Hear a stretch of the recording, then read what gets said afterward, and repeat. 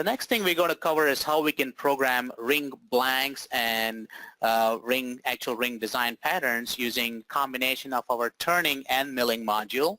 Now to go over this, I'm going to go ahead and bring in this part example in here, and we're going to take a look at how we could program these ring blanks starting out with the turning module, and then we could use our milling module to program these holes and these designs and patterns for inserting your precious metal stones like gems, and you have all these prongs in here as well. So I've actually prepared the part by creating a blank for the turning module for the turn. So the initial blank for turning, I've created these right in here. You can see that this is the initial blank. I would like to turn it, so that would be my initial stock for the finishing process on the mill module. So the first step is to go ahead and program this blank using the turn module. So I'm going to go into RhinoCAM and I could select turn from the menu, or I could switch from the mill to the turn module by just clicking on the mill icon over here on the machining browser. Now folks, if you have a 2-axis CNC lathe or a turning center, and if you do have the RhinoCAM's turn module, you would be able to program turning operations. If you do have a CNC lathe but do not have the turn module, you're welcome to contact us and we can provide you information on how you can add the turning module to your existing product lines. So we have the part to be turned modeled in here. So I'm going to go ahead and switch over to the top view. Now also, we want to make sure that for turn programming, you'll notice that the coordinate system is automatically established, which means the world X coordinate is transformed to the turn Z coordinate, and then the world Y coordinate is automatically transformed to the turn X coordinate. So you just have to make sure that when you design your part and orient it, you have it in the top view or the XY plane of your host CAD system. So once you have that oriented and have the part at the back, oriented at the back face of the part, so your origin would be placed at the back face of the part as you see right here, we could now define the part for turning.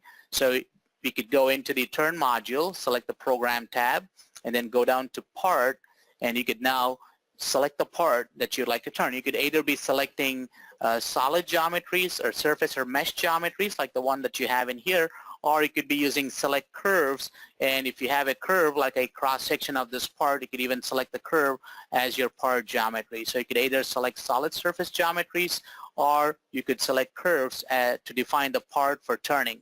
So now the part is defined, and as you can see, it shows part as being defined right in here. In the next step, you would want to define your stock material. The stock would be defined as cylinder, part cylinder, offset, revolve, or you could even do a stock by selection. So if you have a stock blank that's defined in here, so I have a stock blank for the turn, I could highlight this model and use a stock by selection or stock from selection to define the turn stock. So we now have the part and the stock defined for turning, as you can see it. Now, since the part that we are going to be programming has both OD and ID features, in the simulation in turning, you have the ability to display the stock model as a full or a 3/4 or a half or a quarter view. I currently have it set to a 3/4 view, so you could actually see the ID features during the simulation. If you'd like to change it to a full view, you can select full, and it'll automatically change the display of the stock blank to a full view as you see it. So switching it to a 3/4 view makes it easier to visualize simulation of cut material simulation in here. Now we'll switch back to the program tab. Now we've defined the part, we've defined the stock, and all of this information is updated in the turn browser, very similar to how it works in your mill module. Now the next step is to establish the work zero. So typically in turning, you would establish to the rightmost face. Once you have this established, you'd want to program your operations. You have turn, roughing, and finishing operations. You also have groove roughing, finishing, follow curve, threading, and parting up. Now in this particular part, we're focusing on just the roughing and finishing part of it. And for turning, you can define different types of turning inserts. We're going to be using a diamond insert for this particular process, and the orientation of the insert is critical for programming OD and face versus ID. So you can choose the orientation as you define the tools in here. So I have an insert for OD, which is outer diameter, and ID is for inner diameter. So we have two inserts defined, and there are also additional insert types that are available in turn module. So we have the work 0 established, and it's set over here to the rightmost side of the blank. In the next step, I'm going to go in and program a roughing operation, select turning and roughing, and I'm going to pick the insert as OD, the diamond insert.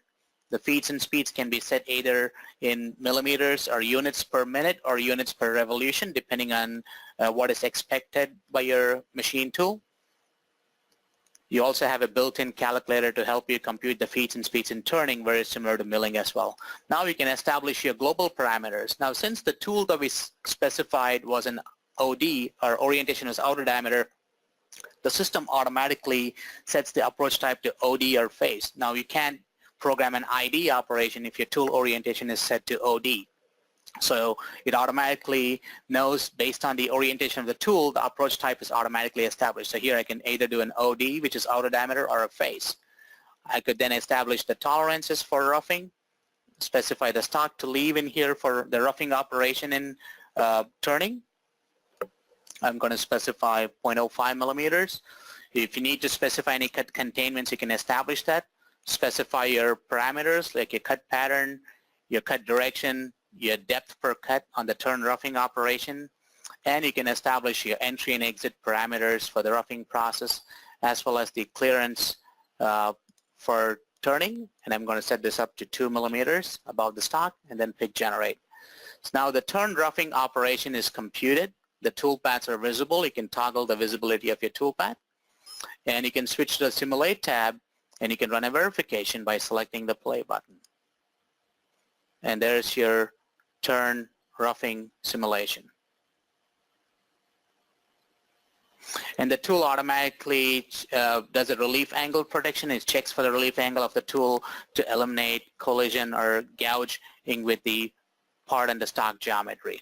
So we got through the process of turn roughing. Now I'm going to go ahead and program a turn finishing operation with the same tool.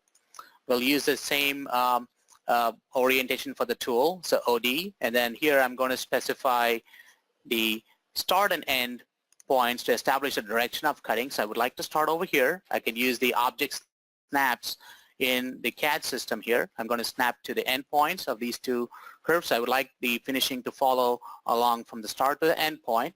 Establish any additional finishing parameters in here if you'd like to do multiple cuts. Establish your entry and exit, and you can establish your clearance settings and then pick generate. So the turn finishing operation is now programmed in here since we left some stock on the roughing process.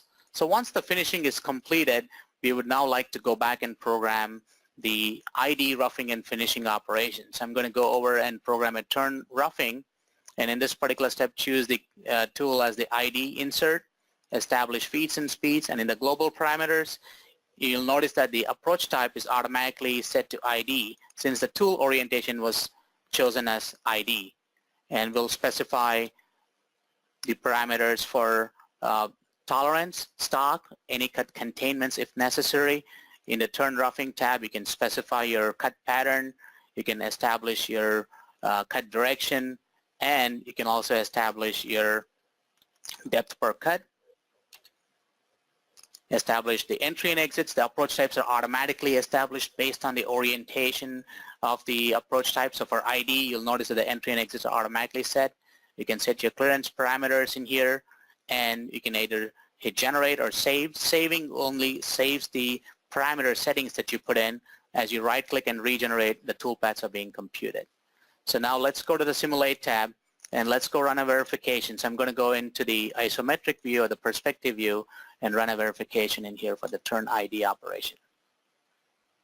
So with a 3/4 view, you'll be able to clearly see the areas being roughed out. Now I'm going to switch back to the program tab again and program a turn finishing operation in here. So turning, finishing, select the tool, specify the parameters, and I can again specify the start and end points for finishing and establish any additional parameters and then generate, and there is the finishing toolpath for the ID. So once you have these operations programmed, you're now ready to post-process this. So this basically is the initial blank that would be for your milling process. You've already turned the blank OD and ID using a turning operation, which is now ready for milling operation. So you need to be able to first machine this on your turning center or your CNC lathe. So you'd want to post-process this out to the machine. So you right-click on the operation or right-click on the setup or machining job and select post to post-process your output file. And you can choose your post-processor in here. So there are a wide range of post-processors that are available in the turning module as well. And selecting post will output your posted output file. Now, if your machine expects the diameter mode output for X coordinate values, you could always set this under your preferences. You can go into preferences and go down to machining, and there's this option to choose diameter mode programming. So by selecting this, you will see that the posted code, the X coordinate values in your posted code will be in diameters as opposed to being in radius. So this is a setting under machining preferences, and it's a global preference that you can set.